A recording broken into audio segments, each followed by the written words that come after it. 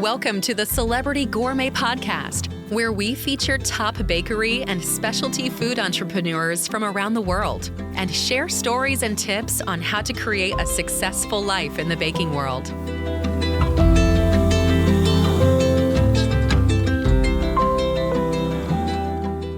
Hi, I'm Odette Danello, the host of the Celebrity Gourmet Podcast, where I interview women in bakery to hear how they live fun, creative lives and share their adventure in running a bakery business.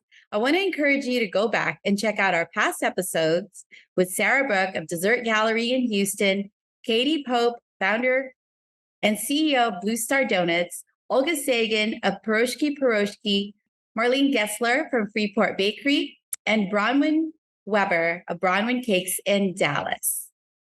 Today, I am super excited to talk to Sophie Evanoff, owner and operator of Vanille Patisserie.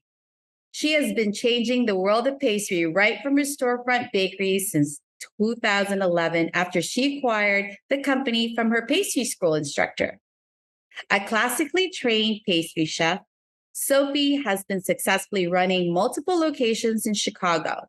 She is the first female recipient of the James Tyree Emerging Business Leadership Award in 2016, and I am so grateful to be able to hear her story. Today's episode is brought to you by Celebrity Gourmet Ventures, Celebrity Cake Studio, and Dragonfly Cakes. We're a family-owned and operated specialty bakery in Tacoma, Washington, in the beautiful Pacific Northwest. At Celebrity Gourmet, we have been baking joy into all of our artistically designed cakes and desserts for 25 years. We're proud to work with a vibrant team of cake designers and bakers who help you celebrate the sweet moments in your life. To learn more about how you can celebrate yourselves and the ones you love, visit us at celebritycakestudio.com and dragonflycakes.com or info at celebritycakestudio.com. Before introducing Sophie, I wanted to give a big thank you to RPIA. It's called Resource Partners in Action. It's a conglomerate of bakery owners from around the country. It's actually a buying co-op, right? So we're a buying co-op. Yeah. So, and if you want to know more about a buying co-op, message me, or we can talk about it during this podcast, right? And also to my friend Andrea Herrera of Amazing Edibles, Gourmet and Catering of the Entrepreneur Organization Chicago chapter. If you want to learn more about RPIA or EO, please message me and I'll forward you all the information that you need. So I wanted to say, welcome, Sophie. Thank you for being here. Thank you for having me. We're counting down the days till Christmas, so we're on it. Oh my God, your pastry shop looks amazing. Everybody, if you go on YouTube under Celebrity Gourmet Podcast, you could see how beautiful Sophie's storefront is. It's gorgeous. Thank you. Classically French. And we're decorated for Christmas now, so it's a lot funner to come in here. That's awesome. I can't wait to visit you in Chicago. Maybe when it's a little bit warmer. Yeah. I hear you on that. Well, so I wanted to know, how did you get started in the bakery business? Yeah, I always loved to bake. I mean, I can remember as a child, my mom would let me skip school to bake with the ladies at church. We'd have bake sales and I always loved it. And then I was like, I don't think I'm going to pursue this. And I didn't pursue it. I have an undergrad in psychology actually. And then I still felt the urge to bake and wanting a business. I always thought of having a business. So I moved to Chicago to attend the French pastry school. And that's kind of where it started. So I had a few jobs out of pastry school. And then my former pastry instructor and his wife had started Vanille, and they wanted to do something else. They still are amazing chefs, but business ownership, is not for all chefs. Right. Where I definitely prefer the business ownership side of things than being in the kitchen, and just making things all day. So it was a good fit. They put the business for sale. It was much smaller back then. We've grown about 500%. Wow. So it was two small stores. And then, we've opened stores, closed stores. It's a whole other story, but But yeah, I never thought I'd be in retail baking. That's for sure. I thought maybe wholesale, maybe something large manufacturing, but here we are. I want to know your path towards deciding the type of business model. First of all, how did you fund the purchase? Did you So have I had family help. So my dad was pretty supportive. So he helped initially. And then we started off, what grew us was wholesale actually. So Mhm. initially it was very small wholesale, very small retail, but what really took us off was wholesale. And we did a lot of wholesale for a very long time. And then when COVID hit, so there's no wholesale, there's no parties, hotels, restaurants, nothing's going on. And then I was able to focus on just retail, and the retail grew tremendously. When I Wow. wasn't stretched and I wasn't bogged down with all these wholesale accounts and stores, and then like we were stretched. So then we realized, um, if you, I mean, they say, right, where you focus on is kind of what grows. So Yes. it helped tremendously. So that's what stopped our wholesale business, and we focused on retail, and that's kind of what Wow. we've been doing. Well, you had 4 locations We before. had 4. So we had 2 that weren't doing very well. We closed one in 2019, right at the end of the year. And then Mhm. the other store we closed right when the pandemic started, because there was no way there's no way we're going to be able to sustain 3 stores. One was in a train station, so that was automatically shut down. And Right. then to try and operate 2 storefronts during the pandemic, there was just no way. So and who know, no one knew what was going to happen. So we concentrated on one store, and just put all our resources here just to stay afloat. And we did. We started making lunches. We don't do lunches or anything savory. We started making lunches for healthcare workers and Right. just charged companies and people who wanted to sponsor lunches basically at cost. I just wanted to keep my employees and just, get some cash flow. That was it. Yes. That kept us afloat for quite a bit in the beginning. Wow. And so what did you do with all the wholesale? Did you deliver to wholesale direct, or was We it did, more? yeah. So, and you find, I mean, I think everybody, I mean, this is my 12th year. So everyone kind of finds their niche. We found certain industries work much better for us. Um, so for instance, hotels are difficult for us because hotels get pop-ups, and then they're calling you last minute for orders. And it was hard to plan production and be efficient. So catering companies are great because they're usually their things are planned out. So you generally get the orders in advance. So that helps. Right. And restaurants are tough too, for us anyway, the way we do things, because restaurants will place their orders at midnight, based on what they sell out that night. So, Right.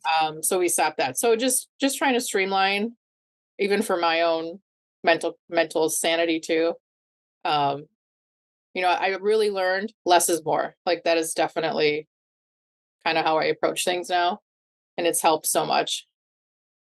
That's amazing. So what did you do with your staff? Did you have like a separate staff for wholesale, retail, No, and it then? was all, yeah, it was all one production team that did everything, but our retail like doubled during the pandemic. Wow. So, and with all as we all know, the rising costs, trying to maintain wholesale margins and still trying to make money is really difficult. And then, so it just didn't make sense. So what's your specialty for We're, we're the? known for French macarons. Do the Oh, most of. and those are just those you retail. We do, yeah. We retail everything. Um, we do very little wholesale now. There's few customers we still work with.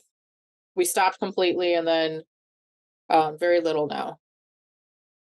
Wow. And you say you have more time, probably? I do have more time. I mean, not this month, but in general, in general, yeah. And I'm not running around to 4 stores. Uh, it just makes for a much more productive day. And What do you what does your day look like? I typically so one of our stores has our main production kitchen for both of the stores. So I generally am stationed here. That's where my office is. And then the other store I'll pop in a few times a week. We rotate. The managers rotate. But that one's in a train station, so it's not a full out store. We just send product and Okay. sell. But I'm all over, just in sense of community events and things. So So it looks like you have a really robust passion for contributing to a community. Can you Yeah. tell us more about that? Yeah, I honestly, it's just been kind of how I was raised. I think both of my parents are really community driven. They've always tried to give back whatever they could. And so I grew up around that, and that's just how I am. And so I always knew, like, when I had a business, that would be a huge, huge part of it. And we're here, I always say, like, we're here because of the community. So I don't ever take that for granted. I mean, you just can't. So, especially nowadays too, I think. Um, Absolutely. and it And helps. go ahead. No, I say the team enjoys it. We just every year for Thanksgiving we do a donation of pie program. We just donated 300 pies Wow. to two charities. So yeah, that's every year. So we try and do a lot, and we try to have fun with it. It's and do what we can, because my mom always said too, like, every little bit helps. So maybe I'm not writing huge checks, but if I can donate 10 pies, then I'm going to donate 10 pies. Right. So Right. That's beautiful. So tell me, like, what are your next, like, do you have like any awesome projects that you're looking forward to? no, we're restabilizing a little bit. We're gonna see what new retail things we want to do here. But just, getting better. That's our goal every day, to get better, be better, do better, work smarter. Like that's I think our constant struggle with owning a small business. There's always things we can improve on. So being a small business owner, I know we're always trying to be better and do like things more efficiently, but there's usually an internal driver for that. Like, what's your internal, what drives you? On most days, I have to say it's the team and the customers. Of course, minus the issues that we that we deal with, but it really is, because I mean, when you have a good team, and teams go up and down, right? Like, when they're solid and everyone gets along and they're having fun, like, when I can walk upstairs, our kitchen is upstairs, and everyone's doing their work, but they're having fun and they're laughing and they're enjoying it, and and they look forward to coming work the next day. Like, that's huge. It's not they're not dreading it. And as you know, we're creative, so to work in a bakery, you're going to have a sense of creativity, and you need to make sure that's fueled and it's fulfilled. So that definitely is important to me, and we like to have fun and goof around. So it's a fun atmosphere. But the customers too, when you see little kids come in and they get so excited when they see all the macarons, and we usually will give kids a cookie, or we have stickers. I generally always have something to give the kids. So just like the littlest thing can just put a smile on somebody's face and just change their day. And people, you don't think that, but it really can change their day. Yeah. So, And you think it's a small impact, but it's a big impact. Somebody could be having a really bad day. And that's what's great about owning a bakery, especially like a beautiful bakery like yours. So, just walking into a place that's, with food that's made with care, it just changes yeah. the whole experience of it. And I mean, I think so too. I know people have said too, when the team is happy, it translates in the food. Like, the food looks Yeah. better, it tastes better. I mean, that there's energy behind it, so it definitely carries through. And then the customers feel it too. They know if they walk into a place and everyone's happy, or when they walk in and the team is Yeah. happy. So Well, it's not easy to keep a creative team happy. So tell me what you do to feed creativity, but yet get the work done. yeah, we do, like I said, we like to have fun. I keep it really light here. I don't want to say like we're a bunch of kids, but that's kind of how our mindset is, I think. Yeah. Like, right, this is the first time I've ever done this. Actually, we have holiday spirit days this month, and I'm giving like a $50 gift card to the person who we vote has like the best. So we just did holiday socks, and we have like ugly sweaters, pajama day. Um, Oh, that's we so do fun. Yeah, we do themed birthday parties here. I mean, like, themed, I mean like kid themes. Like, it's kind of a joke too. Like, we'll pick a theme to surprise the birthday person. So we've had dinosaurs and, Disney princesses, and we're all adults, but I feel like even as adults, we still like those things. We're just too embarrassed to actually do it. So, and then we, every time menu development, we make sure to get the whole team involved too. So it's not just management team. We try and get input if anyone has ideas. And sometimes people don't want to contribute, and that's fine. But as long as I think it's an option and it's out there, so they know they can if they want to. How big is your team? The kitchen is 13. Okay. And then front end? Front end, yeah, is another, with both stores is another 12, 13. Yeah. So that's a good size to be able to have a fun time. Gets a bit more complicated when there's more people, huh? Yeah. That's when we had 4 stores and stretched and so many people, it was challenging. That's what, Sure. yeah, that's so true. Yeah. Now, what are your plans for the future? Do you plan on expanding? What do you want? I don't know. I mean, right now I would say no more expansion, I think, because I did so much too soon. Mhm. So now it's just stabilizing. And I think because the business community is so much changing, and especially in Chicago, this is not a city for businesses, especially small businesses. So, I think I kind of have a little more conservative mindset now, just to keep doing what we're doing and doing it really well, and kind of see what the future holds. I mean, I have nothing that I'm dead set on, like, oh, more stores, let's do this, let's do that. But I think there's something about just being stable and content and just keep moving forward. I think that's so true.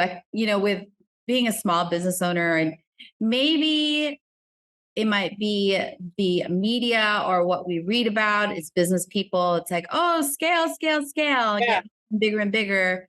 Now, what was your experience when you did that?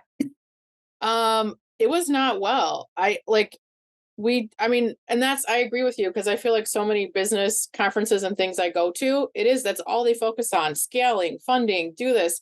No one ever talks about just be where you are, like be happy and content where you are, and like see what can flourish.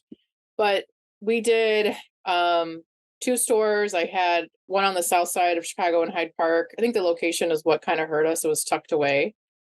But when you're as an owner not at every store all day, things happen. I had stealing, I had people locking up the store and walking away. They'd punch in, and then I'd get customers call and say, "Oh, no one's here."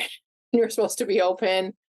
Even with cameras and everything that you do, you still can't monitor it 24/7. Right. But just going through that construction, I don't know anything about construction, so building out stores was a whole other animal. Staffing, the issues, and then each store is not delivering the service or the level of quality that I would want. So Yeah. then you're just pulled. So everything's mediocre versus having one great store. You've got 4 mediocre stores. Right. And now you're dealing with mediocrity, which costs money, because now you're like, just money's just going in and out. Yeah. And great.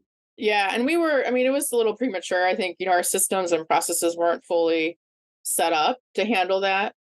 But even so, I think even if you're structured, everything is working really well. It's a different mindset, I think, to handle that kind of an operation. And I realized that's not the size of operation I want. Like, I prefer something smaller and more controllable. Do you have a partner, or is it just you? It's just me. My dad is still a really good business advisor. He's not here though. He's in Michigan. Okay. And he's significantly older. He's retired. So if he listens to this and he heard me say significantly older, he's going to get mad. Well, I was going to ask you who your mentors are. In addition to your dad, do you have others? Yeah, I do. I've met several really good mentors here in Chicago, just through the business community, the Chicagoland Chamber, the Lincoln Park Chamber. So I do value the chambers a lot here. And you can call on them. I mean, that's the value of mentor, it's like, I'm stumped. I think, you mentioned RPIA earlier. The biggest gain of RPIA is the other bakery owners. It's not, they're set up to be, buying power, but it's really just bouncing ideas off of other owners. And when they're in different cities, you're not competitors. So we can be totally honest.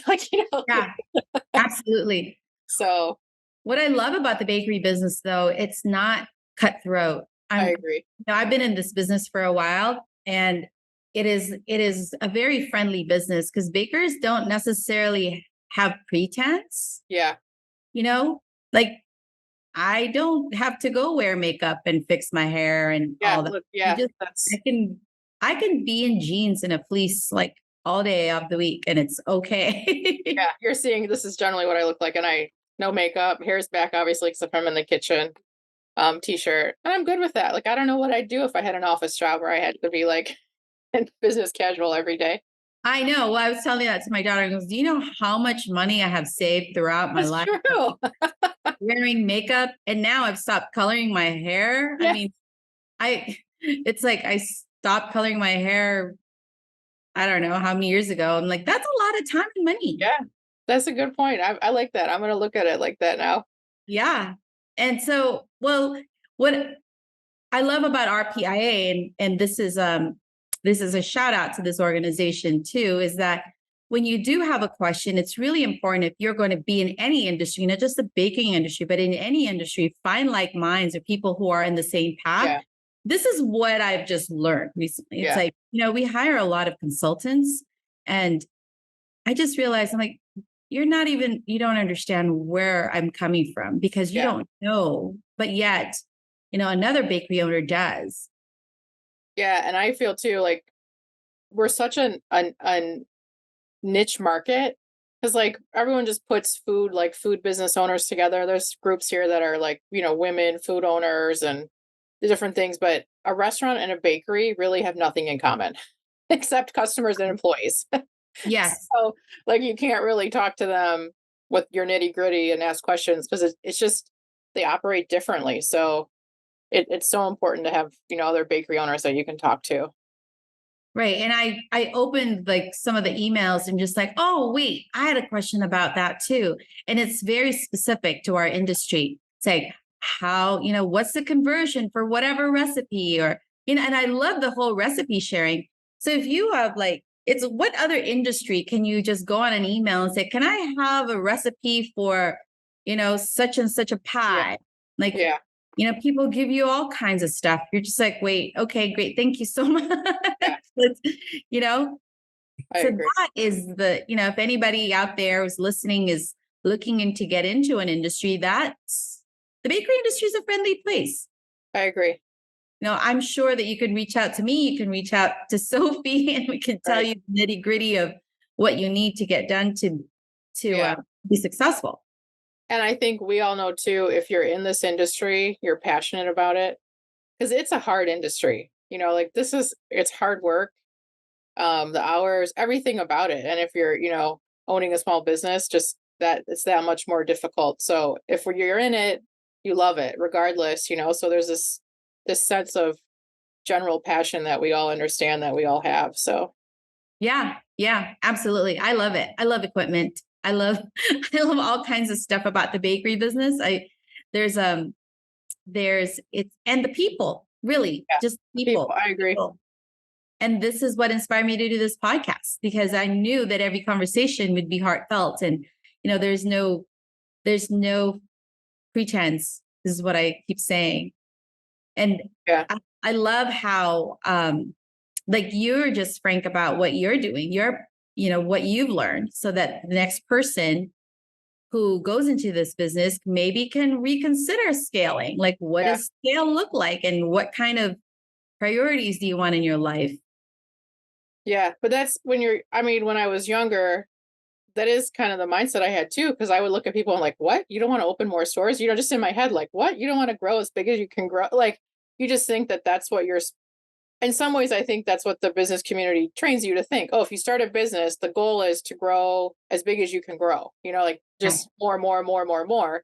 So that's kind of what I thought too. Like, I thought it was weird that somebody didn't want to grow or someone doesn't want to do all these things. But now I'm like, okay, I get it. Like, that's not what it's about. Like, there's different levels and different things that make people happy. I mean, and if that's what makes you happy, great. But sometimes it doesn't. So how about outside of the bakery? What do you do? Do you have any interests? Do you have hobbies? Honestly, I don't have very many hobbies. I think now I'm just kind of having more time. I like to travel. So I probably do at least I try and do 2 trips a year. Generally one of them is like a meditation retreat. I do enjoy meditation. No way. Yeah, We're gonna talk about that. Yeah, I do women's retreats quite frequently, actually. Oh my gosh, I do meditation retreats too. Yeah, I love it. So last year I went to Hawaii. Where'd you go? We went to Oahu. It was for my 40th birthday. That was my like treat to myself. So it was a week-long women's retreat. And it was great. The women, usually I don't stay in touch with women I meet on retreats, but this group were like bonded. So we meet up. We met in Nashville over the summer. So our goal was to meet up every 6 months just to do like a check-in. What kind of meditation do you do? It's all sorts. I don't really do the yoga retreats, so it's more like the energy thing. So she had guided meditations, just different, self-improvement thing. I'm always. I love that. Maybe you and I can go. Yeah, I love there's a lot. I do the silent retreats. Oh, I've never done one. That's something I want to do actually. Oh, 7 days of no talking. Wow. The best ever. Okay. I might have to try that. Yes. And I just did another retreat this past month, actually. I just did one. So where was that? In Orlando. Oh, cool. Okay. Yeah. And I want to take my husband to another retreat. So I just like meditating. Me too. I do too. Yeah. I don't do it enough. But when I do it, it's just, you just feel recharged so much better. That's awesome. That's amazing. I love it. I just, I knew I had to ask that question because there's, when you're in an industry like ours, it takes a lot to stay grounded. Yeah. And I can't say I'm always grounded for sure. It's a roll. It's definitely like some days are much better than others, but I keep trying. Like sometimes December, I'm like, well, whatever. I just forget about December. Like January's back. That's awesome. Well, I'm so excited that you and I are like, we have that common. So that's very cool. I'll have to send you where I go and you can send me where you go because I haven't gone to a women's retreat. I would love to do that. Yeah, they're great. I've done a few. And depends who leads them too. I have a lady in Chicago that I work with pretty regularly. And so she does retreats all over the world. So sometimes if our schedules align or, it works out, I'll try and take her retreats. So it's more like who's leading them, if I'm comfortable with them, if I know them, if, I feel called to do it. So that's awesome. Yeah. Well, I'm so excited. So now I know. We need a women-owned bakeries retreat. A mindfulness retreat for, like literally retreats. We can retreat and then we eat treats.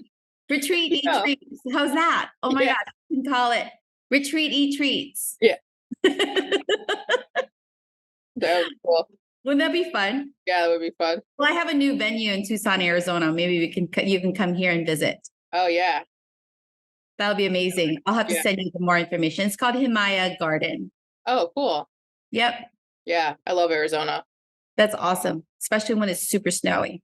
Yeah. So one more question for you. Sure. So if you were to talk to the person, if you were to talk to your past self, like your younger self, what would you tell her? Ooh. Well, like in my high school age, I would say listen to your parents because I didn't. They said go to business school, get an undergrad in business. I said nope, I'm not doing that.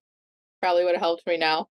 No, I think kind of what I learned in the pandemic, like less is more. Like I wish I knew that going in, because I think it would have been a lot different. And we all make sacrifices as business owners. So just, I think even health-wise, owning a bakery isn't that helpful for your figure when you neglect yourself. So I would have definitely put more emphasis on my self-care, at a younger age. Well, it's not too late. Yeah, no, I know, which I am, but because it's all connected. Because if you're not happy and healthy, then your business is not happy and healthy. Right. So absolutely. Well, is there any other thing that you want to chit chat about? Because I'm now super excited that we're going to do our retreat. Yeah, no, I'm excited. I'm ready for a retreat. Retreat and eat treats. Yeah. Women-owned bakery owners retreat and eat treats. Yeah. I think that would be great. I do too, actually. We do this. Okay, to our listeners, I know that now we're kind of planning our own fun time. But what's amazing about owning a bakery is that when you do business, your business trips and you do conferences, you literally go and visit all kinds of bakeries. And yes. So with RPIA, there's an annual trip, and you can go and visit 10 bakeries, and they will show you around the back end and how they do things. They show you all their procedures and recipes and all kinds of stuff. It is so fun. It's really, really fun. And that, I know it's a hard industry, but there's a lot of good people behind it. There's a lot of people with heart that you can meet, and that you share a passion with. It's really fun. The first time I went to Paris was 2017 with RPIA. I remember that with the cruise, right? Yeah. This was just Paris. So I've never, I own a French bakery. I've never been to France. So this trip kind of just came up, and I was like, you know what? I'm going to do this. That's there's so many patisseries that I watch and I admire and I follow. And I was like, I just wanted to go finally to see it. So Rick had planned this trip, and I met them at the IBIE show in 2016. Yes. He was advertising the Paris trip, and I was like, that's it, I'm going. So I just committed and I went, and those people that I went on the trip with, it was a small group. I mean, we're still good friends to this day. We share a bond that we've never, that I don't have with anybody else. And all bakery owners, we can text each other, help each other out. So that's awesome. Great. And then I like to travel, as you know, like you said, you go to bakeries when you travel. So you're with a group of people who also want to do that. Mm-hmm. Yes. Oh my gosh. It is so amazing. And then you can get to the back end of places. Yeah. I would love to learn more about your trip to Paris, because it is so amazing how much people love pastry there. Yeah. They appreciate it too, a lot more than here. So yes. And they have such a long history of pastry. So every little town and every little, place has their own specialty, this and that. And people travel to go there, but we don't have in the US have that history yet. Yeah. So, but I would hopefully we'll have a chance to do that, another trip like that. That'd be amazing. Yeah. Well, I hope to see you and come to visit me in Tacoma or Arizona. And then when I go to Chicago, I'll make sure please do. You, and then we can plan out our retreat and eat treat event. I love it. All right. Well, thank you. Thanks for being on the Celebrity Gourmet podcast, Sophie. Thank you. Thank you. Thanks for listening to the Celebrity Gourmet podcast. We'll see you again next time, and be sure to click subscribe to get future episodes.